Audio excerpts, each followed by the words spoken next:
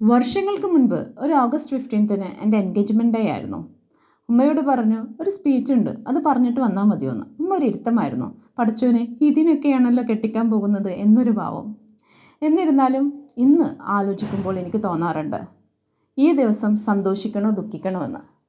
കാരണം പെൺമക്കളെ കെട്ടിച്ചു വിട്ടാൽ ഉപ്പയും ഉമ്മയ്ക്കും പിന്നെ അവരൊരു വിരുന്നുകാരിയാണ്. പലപ്പോഴും അവർ നമ്മളെ ഡിവോഴ്സ് ചെയ്തതിന് തുല്യമാണ്. എന്നിരുന്നാലും പറ്റുന്ന പോലെയൊക്കെ സഹായിക്കാൻ ശ്രമിക്കാറുണ്ട്. അവർ തന്ന ഫയർ അത് തന്നെയാണ് പിന്നീട് പഠിക്കാനും ജോലി നേടാനൊക്കെ പ്രചോദനമായത്.